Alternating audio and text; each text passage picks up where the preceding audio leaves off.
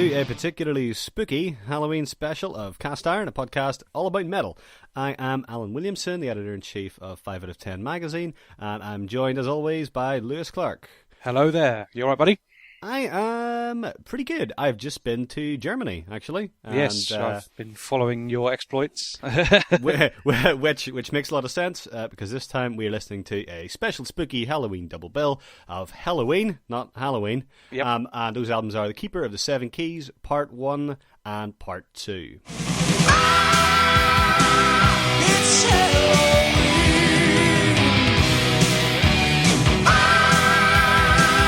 It's Helloween.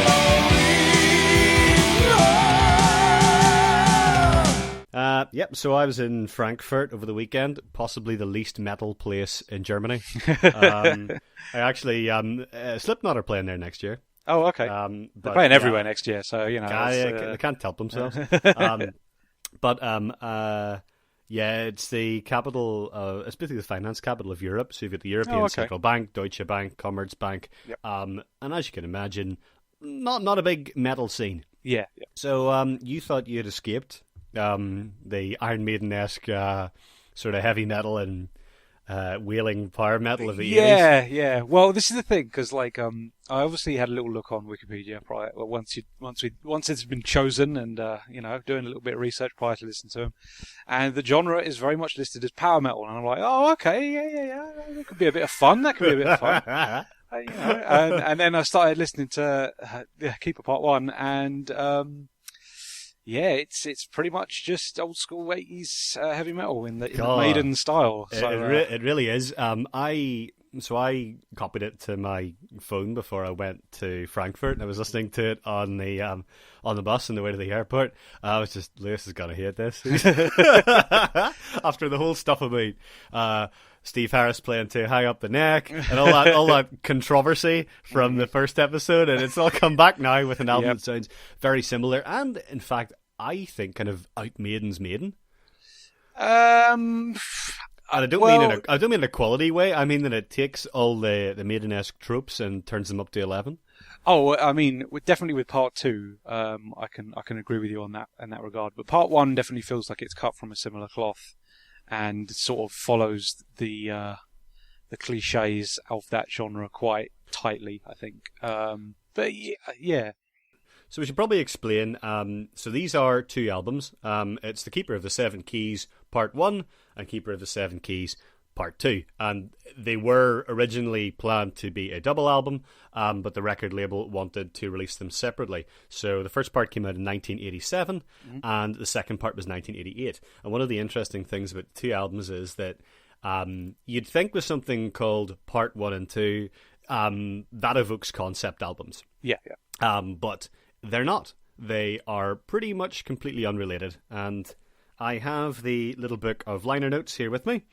And it says, there's a myth that's grown up around the two Keeper albums, namely that a storyline runs throughout both, irrevocably connecting them, but not according to guitarist Kai Hansen. And he says, the two epic tracks, which are Helloween and Keeper of the Seven Keys, do actually have a conceptual connection. And the last track on the first album, instrumental Follow the Sign, is also part of that, but the rest of the songs have nothing to do with this. And I think we both agreed that in listening to these, they are stylistically really quite different. Yeah, definitely. So Part 1 is, I would say, a bit all over the place. Yeah, thematically, it doesn't. I mean, it sounds similar throughout. There's obviously very much a Helloween style that permeates everything. But I feel that it suffers from age, unfortunately. I don't think it's dated particularly well. It suffers from the same things I didn't like about Power Slave, in that it's very sort of underproduced, quite tinny, not particularly heavy as a metal album goes. And I feel the big thing for me was the vocalist, who I don't have to hand at the moment. It's Michael Kiske. Basically, he hasn't sort of hit his stride with this. It often sounds like he's singing a bit out of tune. I think he's singing out of range. Okay. So completely unrelated, I was looking up Mozart's Magic Flute today on Wikipedia because I'm reviewing a video game that's a sliding puzzle game based on the Magic Flute, as you do. It's a natural genre for operatic games. And I was reading a bit about kind of different vocal ranges, like coloratura, and there is a word, I think it's called tessitura, and it's about the way in which people go into their natural vocal range. So anybody who's familiar with music notation, they understand the idea of staves and notes within that stave and then above it. And what I find is with this kind of music, I think Bruce Dickinson does a better job than most, and Rob Halford from Judas Priest is particularly good at not making his vocals sound like this, but Kiska often sounds like he is singing beyond the natural range, and it becomes quite reedy and squeaky and not as powerful because he's got a very good baritone voice. Whenever he's it's a song Twilight of the Gods off the first album.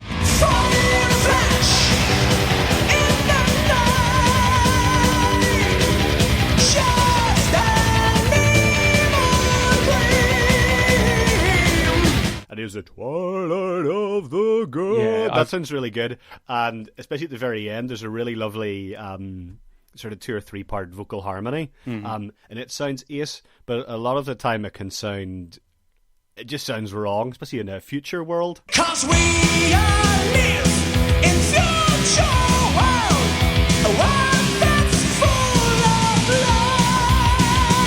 I've actually put in Future World specifically that the vocals get really great in. Yeah. That's as high as I'm going to go with it. I'm not even going to attempt it. My voice broke many, many years ago. This is not something I need to bring on the people of the world. This guy's like the last castrato, isn't it?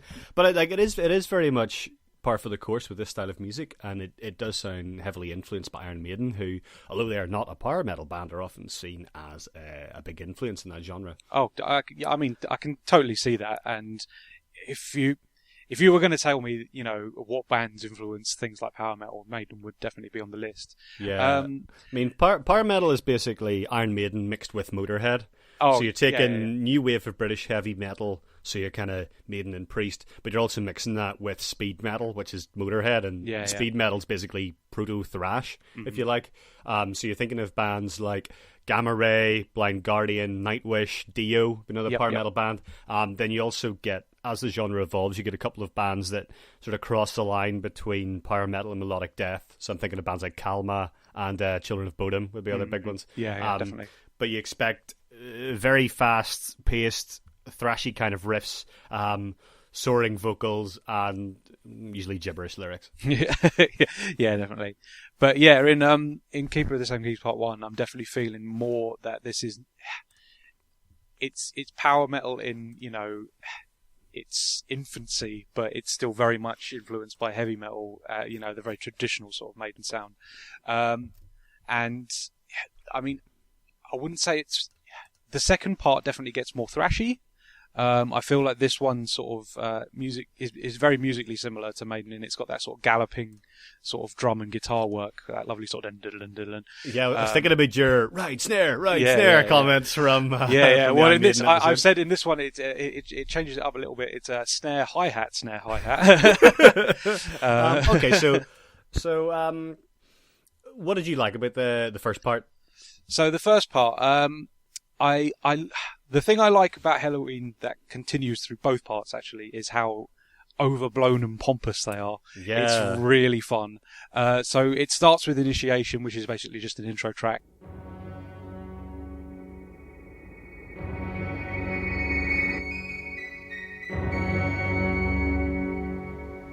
And for some reason, there's like a little synth roll, and it sounds like London Bridge is falling down. And I'm just like, okay, that's bonkers. But yeah, it's very sort of slow, sort of pompous, plodding like intro, and then we go straight into I'm Alive.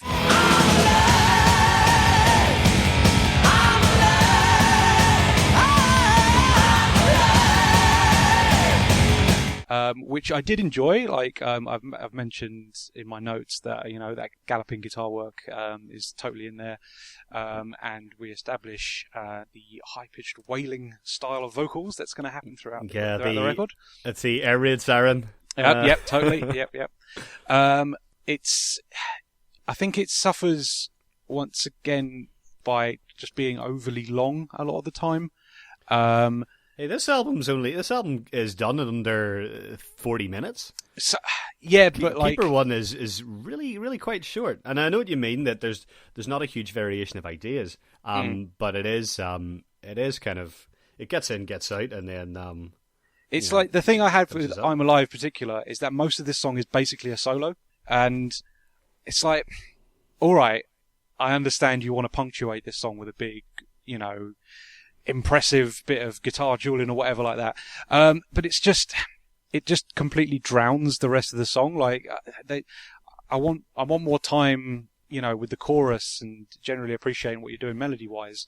I've mentioned in particular that this is a really strong chorus on I'm Alive, but it does also suffer from, again, that just old metal sounding old metal records of this era, is that there's not much bass to it. It's very sort of tinny and it doesn't sort of punctuate itself very well. I mean, I think with the production, well, I don't want to say get over yourself, Lewis. They all sound like this. That's how they did metal back then. But no, you're absolutely right. It's tinny and hard to get through. But I mean, okay, so for me, there's two tracks I would say are standouts. And they are Twilight of the Gods, and then the Helloween, the long one. Indeed. I think the rest of them are okay, fairly unmemorable. But yeah, I think it's Twilight passable, of the Gods, passable by Helloween standards. Basically. Yeah, but Twilight of the Gods has a absolutely outrageous solo. Yeah, you've got all the Van Halen tap in and everything going in there. It's like 80s metal in 1-2 minute solo chunk. It's awesome.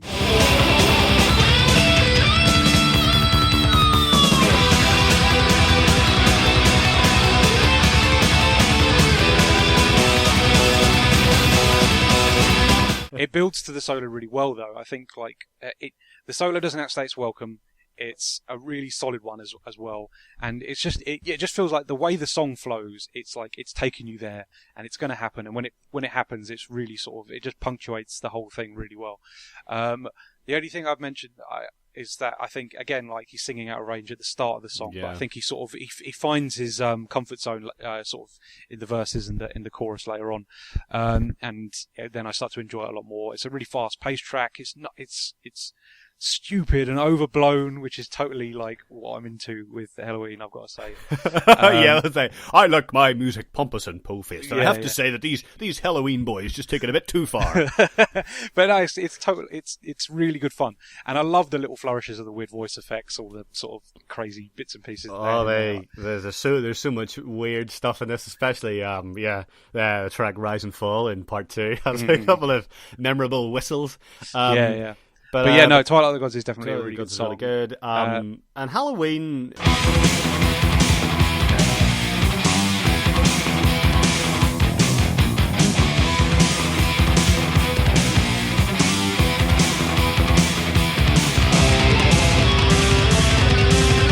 So it's 13 minutes long, but it doesn't feel 13 minutes long.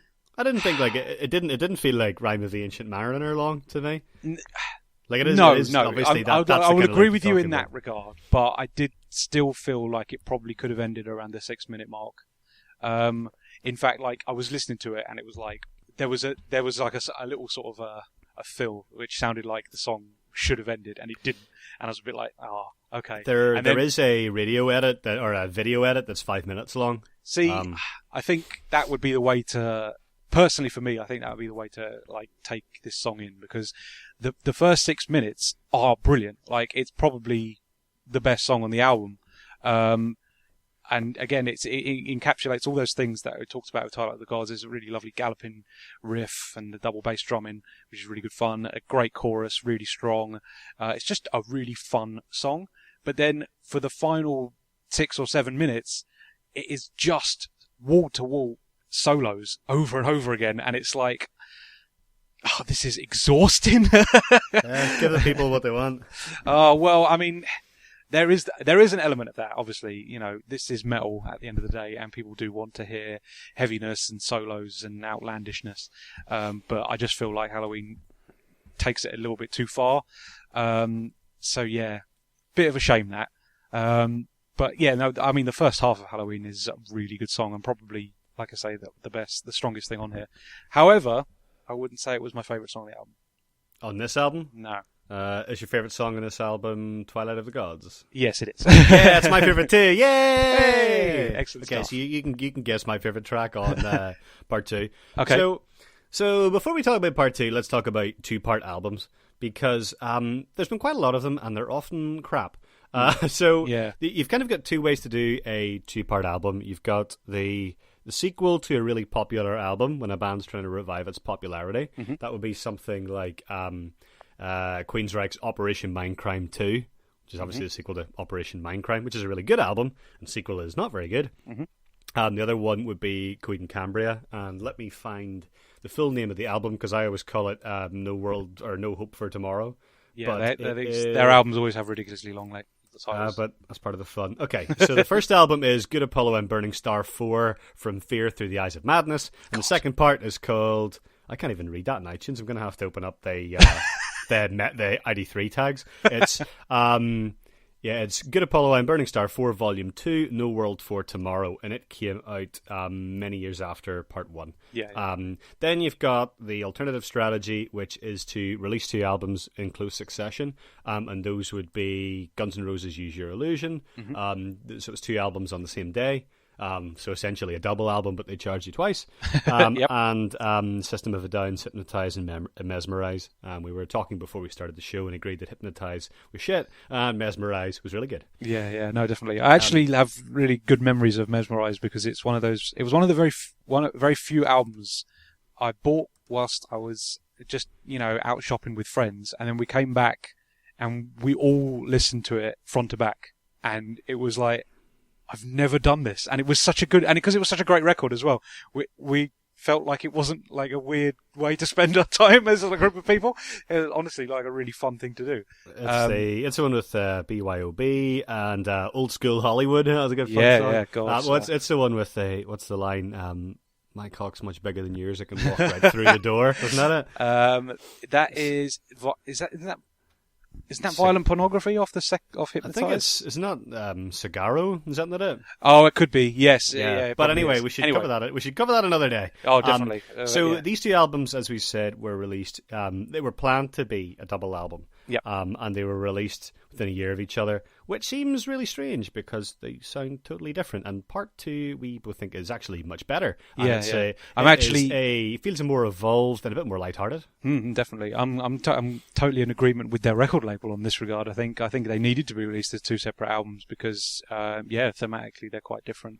And obviously, what with the fact that they don't actually have much of a connection, concept-wise, it just makes sense to have them as 2 separate records. So the part 2 is definitely more, moving more towards a traditional power metal style. It's a lot more overblown. There's a lot more just pomposity to the whole thing. There's lots of weird effects also, and stuff. It's lighthearted and it's silly. Totally. Oh, it's not po-face pomposity in any regard. You can clearly tell that Helloween are really enjoying themselves on this album, which is something I really do value in music. It's not going to get them a Mercury Music Prize, but then again, metal doesn't really suit Mercury Music Prize, does it? There's not many metal albums I can think of off the top of my head that think, that's a really good artistic milestone for heavy metal. There's not really many I can think of off the top of my head that I would regard that. They were actually recorded at different times. They weren't recorded together. And you can hear it as well in the production style. As well. The production's better. Yeah, it's a lot brighter. There's a bit more power to it. I was just from the get go, like Eagle Fly Free. I was just like, this is a much better sounding record. People are in big confusion. They don't like their constitutions. Every day they draw conclusions, and they're still prepared for war. Here's another fact for you, Iron Maiden fans, is that Helloween opened Monsters of Rock in 1988 at Donington. And it was headlined by Iron Maiden, and Helloween and Iron Maiden had the same management at the time. So, oh wow, that'll come as no surprise. Bit strange that they were so lower on the bill then, weren't they? Yeah, but they right from the get go, you've got Eagle Fly Free, and you've got Always Walk Alone, and those are two really, really good tracks. Life I try to give is all I have inside of me. It's one kind of life for me, this music you hear. This life we have inside is so much more than you will know. If you can see the life around you, always walk alone. Yeah, big choruses. I like the riff in the verse for You Always Walk Alone. It's really sort of nice and satisfying. Again, like the soloing, I think, on this record is considerably better as well. Like a lot more memorable than the first one. Yeah. Sometimes it does feel like they just go off on a tangent on part one, whereas on part two, it's a lot more condensed. I totally agree with you. I think that the first one, there's a lot of different ideas, but they don't necessarily merge into coherent songs so well. It does feel a bit slapdash, and suddenly you have an acoustic bit, or suddenly you have a bass solo, or suddenly you have a really strange solo, and it changes all the time. And I mean, that works for some things, but I think in that it's almost overwhelming. Whereas this one, you've got these really nice, coherent songs. They make a lot more sense. They're more enjoyable to listen to. The solos fit better. It's that kind of sound of a band having a lot of fun, very confident in what they're doing. Definitely. And I think that probably came off the back of the success of the first album, which I think sold about 10 times their previous release to Keeper One. Yeah. I actually, I looked on Last FM, and like the amount of listeners on part two compared to part one is like double. It's ridiculous, which I was quite intrigued by, because again, assuming they were thematically linked, I would have thought it would have been just as many for both records, but obviously part two is considerably more popular. But yeah, I mean, let's talk about highlights, because there's quite a lot here. I would totally pick out Eagle Fly Free as well, which we haven't actually talked about in any sort of detail, because like that I noticed straight away that this is a lot more thrashier. Like this whole record definitely has a more of a thrashier feel to the guitar work. Really great chorus, and there's this lovely sort of like this fill where it's just the bass.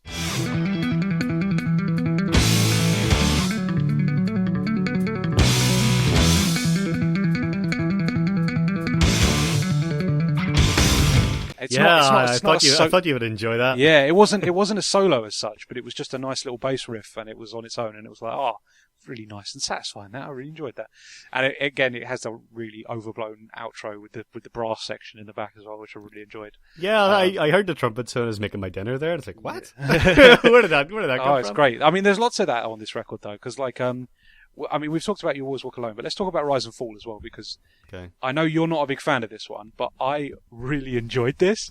I thought it's too cheesy for me. It's over the edge.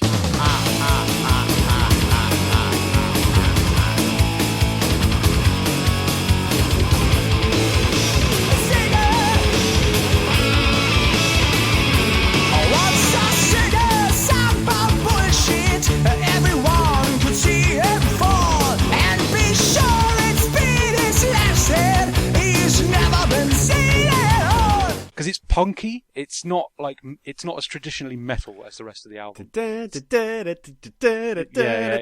got a really sort of like punky sort of poppy sort of riff to it. It's really nice and fun. And during the chorus, like they had some additional effects. Like there's like some strings that you can hear on it as well.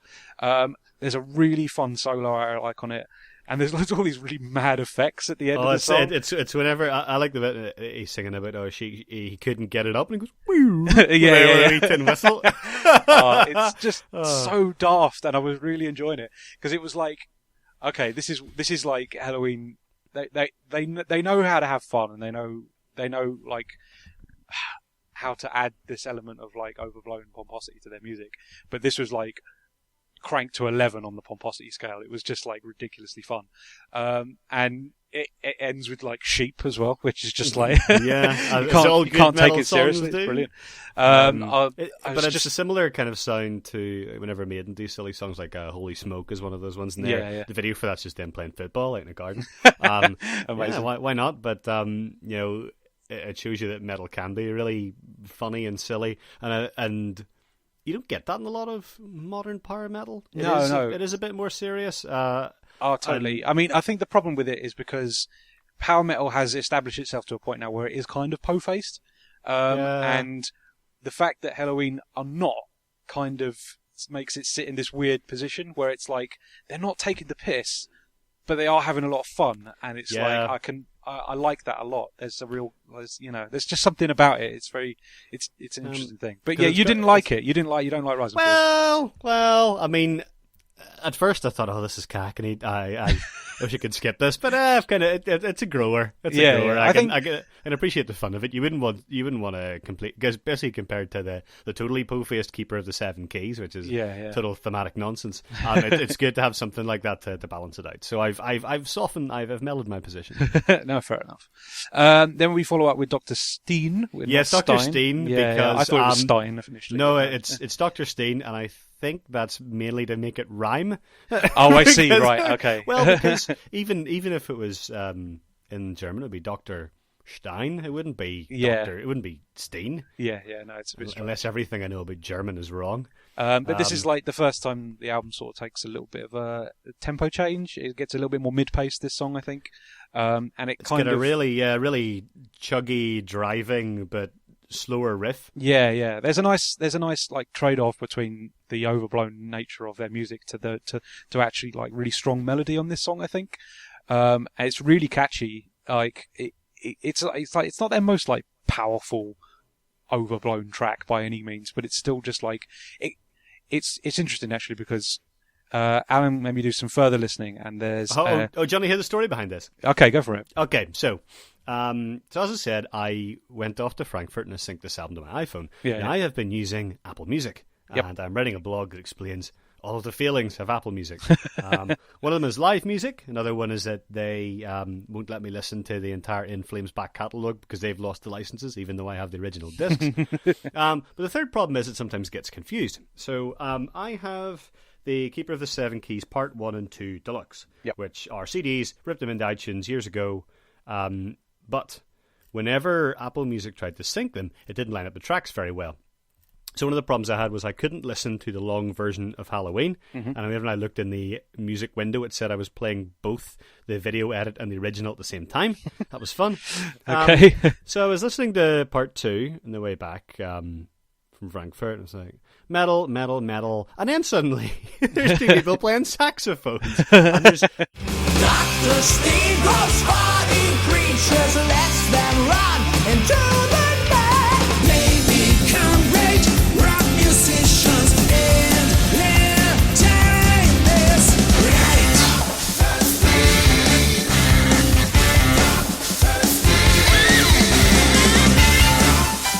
So yeah, all of a sudden there were jazz saxophones coming in, and it's because they have their own version of this in Apple Music, and they don't quite understand. They've got it listed as 2 discs in 1 album, whereas when they ripped it, they decided they were 2 albums. Don't ask. But so I heard the jazz cover, also, but it's still Helloween. It's not another band. It's Helloween mixing it up, and I really quite like the jazz one. And what I like is that, apart from it being funny, and I'm a saxophonist, I'll never pass the opportunity to hear a good sexy sax solo. But what I like is it shows that Helloween have evolved as a band, and there's a lot more melody in these songs. It's much more poppy. Yeah. I think, if anything, it showcases just how strong their songwriting is.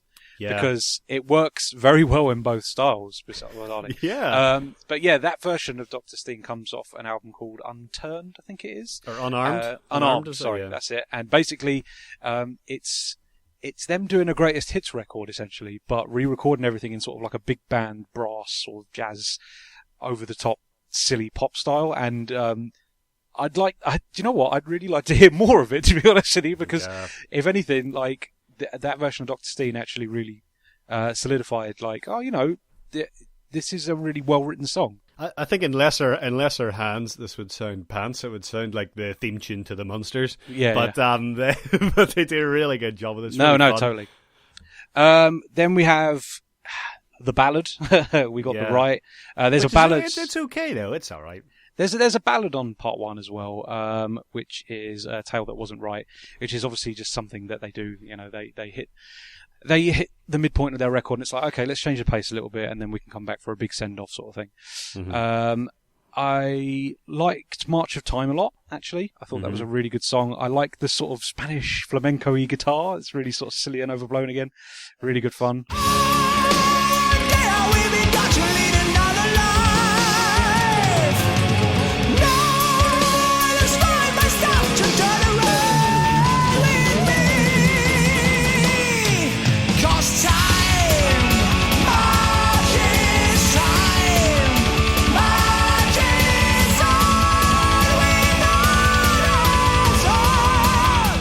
got a really strong chorus and another great yeah. solo as well. It actually reminds me a bit of an Iron Maiden song called The Nomad. Oh, I think okay. it is that one, which is fine because that song came out in 2001. Yeah. So, I mean, now the Padawan has become the Jedi Master. But I think it's interesting that you do get those, like I wouldn't say copying, but there's only so many riffs you can do. Oh, well, everything's going to sound like everything at some point. Well, Yeah. you know, music is just so developed now. But I like that. I like that you can hear something in something else and it reminds you of other songs. Yeah, yeah, definitely. And I was like, there's another thing as well with that, is that during the solo, there's a lovely sort of like chuggy riff going underneath it all, and it really sort of beefs the whole thing up. I was really just enjoying that quite a lot, actually. I Want Out is basically a filler track, nothing particularly special. You think I Want Out's a filler track? Yeah, I wasn't really into it. And there's some reason there's this really sort of random, like, it's like a hard house, like, dun! Just like one on its own, just for no good reason. I was like, what? Okay, just throw that in there for no good reason. Because I Want Out is one of their most popular songs.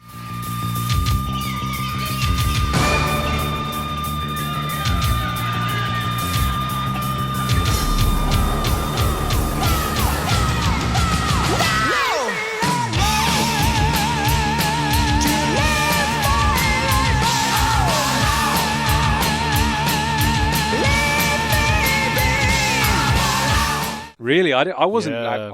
I didn't think it was particularly stand out. It's not a bad track by any means, but it just felt kind of Helloween by numbers. I was a bit. It's a bit more punky.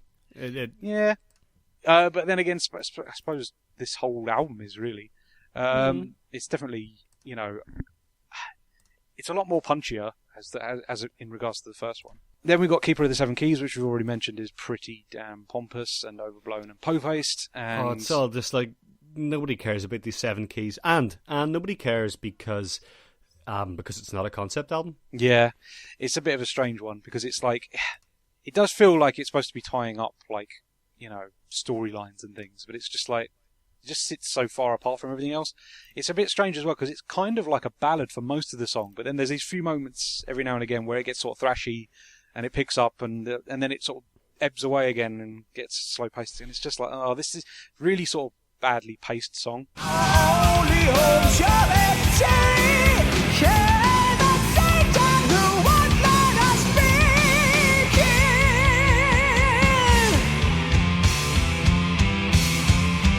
You're the keeper of the 7 keys that lock up the 7 seas. It probably is one of the least good tracks in the album. Which Yeah, is it's a shame, unfortunate because it's by far the longest. Yeah. And yeah, it does really go on for ages. Is it longer than Helloween? Yes, it is. It's about 20 seconds longer. Um, Like Keeper 2 is a longer album. Keeper 2 is... Oh, somebody's a silly Billy and closed their Wikipedia pages. Keeper 2 is 54 minutes and Keeper 1 is 37, so it is considerably longer. It's a longer record. Well, there's 2 extra songs as well. And then finally, sometimes finally, the original mix of the album seems to have Save Us as track 6, I think. 7. It's 7, yeah, okay. But it's smooth track 10. Yeah, there's the final track on this version, and seems to be the one that's in production now, is generally the one that has Save Us as last. And again, I'd say it was pretty standard as Helloween goes. It's it's a fun track. It's nice and overblown as per usual, but I wouldn't say it was the strongest melody or chorus on the record by any means. No, but it does leave you on a higher note than it would if it ended on Keeper of the 7 Keys. Yeah, there is that. It's got to be said. It does kind of help sort of bring it to a nice, a little bit more of a positive close. Save us from the gods of thunder. Save us from the gods of war. Save us from the creeping nightmare. Save us from the evil scourge. Save us. So yeah, there you go. There is Keeper of the 7 Keys Part 1 and 2. Right. Favourite songs. Well, okay, so I guess your favourite song of Part 1, and we both have the same one. Yep. Your favourite song of Part 2, I think, crap, I don't know. Is it Eagle Fly Free? It is not. Oh, is it Rise and Fall? It is Rise and Fall. Oh, son of a bitch. Okay. No wonder you were laughing when I said Yeah, Rise and Fall's yeah. correct. Okay, okay, so what do you think my favourite is? I think your favourite is Dr. Steen. It's gotta be Dr. Steen, Yeah, and yeah. in particularly the jazz cover of Dr. Steen, which actually it was my brother's partner that bought me this album for Christmas a couple of years ago. Oh, okay. And I texted her today and I was like, get a load of this. It's awesome fun. So, but yeah, after I listened to that, actually, I honestly seriously considered buying Keeper of the Seven Keys Part 2. I went on to Discogs and I was like, do you know what? I'm going to get it on cassette. It'll be a retro bastard. Oh my God. The production's terrible. It's all crackling, and I keep having to wind it back with a pencil when I finish listening. I held myself back because I got enough music in the post as it is. But yeah, I think I genuinely think I would actually consider owning Part 2, which is interesting because I'm not the biggest fan of old school heavy metal. It's got to be said. I definitely feel like the test of time doesn't really do it any favors. But I think Part 2 is definitely a really good album. Production's better, a lot more powerful, a lot punchier, really good fun, and I just love how silly it is. It's really good fun. Yeah. I think Part 1, I wouldn't recommend on its own. Yeah. I would just say, listen to these two tracks. Part 2, I would definitely recommend. I think it's a really, really, really good album, and listening to them both in context is definitely a really good way of listening to these records because that's a good way to show you how much the band's evolved. Yeah, totally. That's what I was going to say. It's like Part 1 is very much the chrysalis as it was of Part 2. Really, they definitely sort of take all the strong parts of Part 1 and amp them up to 11 for Part 2. It's really good fun. But yeah, I mean, there are some good songs on Part 1 as well. It's worth checking out. I mean, Twilight of the Gods is definitely a good one. First half of Helloween, I would definitely recommend. They radio edit of Helloween. I'm Alive is really good fun. And I did like A Little Time, even though I did feel like it's just A Little Time's a bit of a strange song because it feels like it loses interest in itself. There's this bit where in the middle 8 where like it just sort of breaks down to almost no music whatsoever, just weird sound effects and clocks and things, and it's a bit like. And that's where like those are things that would seem normal in a concept album. Like if you ever listen to Dream Theater's Metropolis 2, that's how it opens with loads of clocks and stuff because it's about somebody being hypnotized and going back. But I don't know. I don't know if I want a bit of narrative coherence. I think I just want Part 1 to be better. Yeah, Part 2 is fine. I wouldn't want Part 2 to change. Yeah. But if you're going to call it Part 1 and 2, like just give them a new name. First one they could have just called It's Halloween. The second one could have been Keeper of the Seven Keys. I've been looking up Keeper of the Seven Keys, The Legacy, which came out in 2005. And this is probably going to be Mindcrime 2 syndrome, isn't it? Mm-hmm. It's also a double album, so it is the sequel to a previous album, and it is a double album. So that to me is two serious black marks against it before I've listened to it yet. Yeah. Always be wary of the double album. I'd be intrigued to see how it works because if it's not thematically linked like the original two albums are, then it probably stands quite well on its own, and it doesn't really need to be called Keeper of the Seven Keys. But if it actually is trying to thematically continue that sort of legacy, the legacy. But how could you? Yeah, I don't know. I don't know when how the first two albums aren't connected to each other. Well, that's it. It's very strange. I mean, are they referencing certain stories or plots or whatever that appear in certain songs? I'm not too sure. Oh well, let's find out. I'll add it to the inbox right after Jazz Remix album. That's gonna be my Halloween playlist. I'm gonna annoy my friends. With Unarmed Best of the 25th anniversary. Yeah.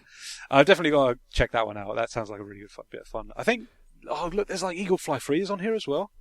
Yes, I know. There's so many good ones. I want to hear what these sound like. Look, Lewis, can we finish the podcast before you start listening to this? Come on, man. Don't leave me. Don't leave me here. All right. Let's wrap things up then. So further listening, Alan, you start. Okay. So I had a little bit of a think about, as I do. I would like to further recommend Operation Mindcrime by Queensrÿche. Okay. So this is a bit more proggy, but Jeff Tate is very similar vocalist to Michael Kiske, but without the over-singing. I think it's a really good prog metal album, but it also has its power speed metal bits. Mm-hmm. So it's a good one. If you let me think, if you want a modern power metal album. There's a band called Accept, who are also German, and the album's called Blind Rage, which is their latest one, and it is really good fun. It is just solid heavy metal. It's not too fast, not too heavy, not too light, just very, very solid, really fun, really exciting. It's very, very good. I think you would have a lot of fun with that. I think you'd probably have fun with that one. Oh, definitely. Okay, my picks then. I actually, believe it or not, I don't listen to a lot of power metal. So this was a hard choice. So I've basically gone for two of the most overblown records I've got in my collection. So the first one is a Blind Guardian record. It's one of the new ones called "At the Edge of Time," which I really, really enjoy. Oh, okay. It also features a song which, for bizarre reasons, is on a Sacred game, with Blind Guardian also cameoing in game, which is interesting. Oh my god! But yeah, there you go. There's a nice video game connection for you. Okay, so because I haven't listened to Blind Guardian since Night at the Opera and Nightfall and Middle Earth. Right. So how have things changed since then? This is going to be a very difficult question to be the answer because I actually haven't listened to any early Blind Guardian. Yeah. I'm only familiar with the most recent two albums. You should listen to Punishment Divine. That is like Queen does power metal. It's so over the top. I have heard the odd song from their back catalogue. Turn the Page, for instance, I've heard. Okay. And they're a lot more metally now. They're a little bit. There's definitely more of a speed metal thing running through their sound, and it's a lot more just powerful and bassy and really sort of in your face. Whereas from what I can gather from older stuff, it's a little bit more traditional song structure. Maybe not as metally, maybe more rocky. It's very Tolkien-esque. Yeah. And that's obviously it's called. I think it's Nightfall and Middle Earth. I just remembered another band. What are power metal and of one of my favorite guitar solos ever. All right. The band is Camelot. Now, disclaimer: some of their stuff is garbage. But if you listen to the album Poetry for the Poisoned, the first song is called "The Great Pandemonium," and it has an outrageously good guitar solo. It's one of these ones that you listen to it and you immediately rewind and listen to it again and again and again, and then you get home and you think I should probably speak to somebody. But give that a blast as well. So, what is your other recommendation? My other pick is a Devin Townsend Project record called "Addicted," which is Devin Townsend that is like poppiest, I suppose. He actually initially wanted to sort of like promote it as a pop record instead of like a rock album, but it is very much a rock record, and it's like, there are guitars and drums in it and whatnot. But it is really just fun and daft and overblown, and it's everything that I really like about the second part of Keeper. It's like, it's really good fun.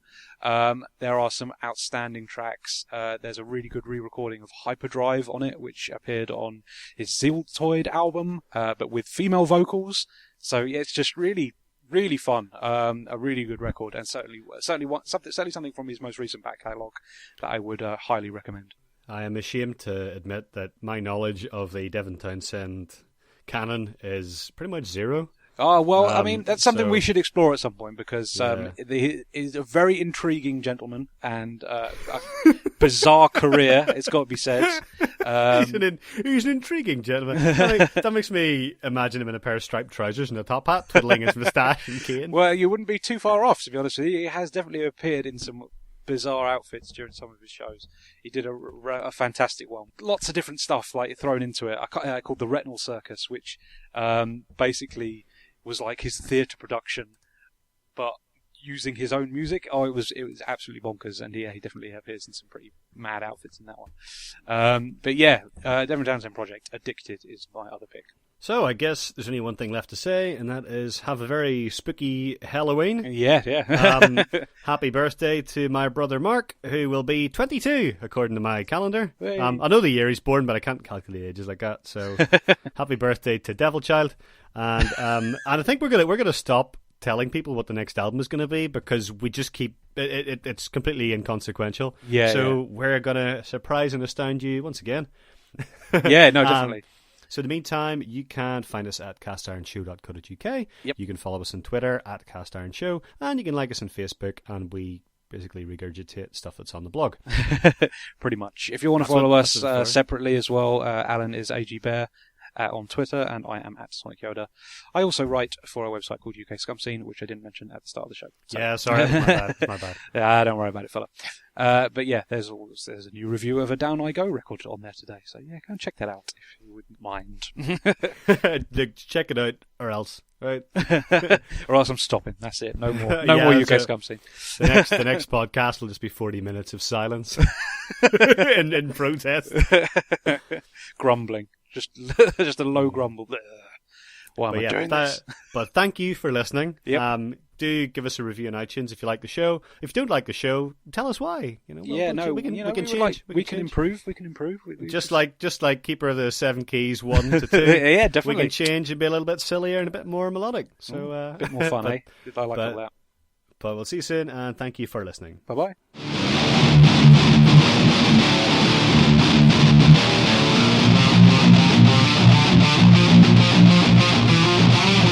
We'll be right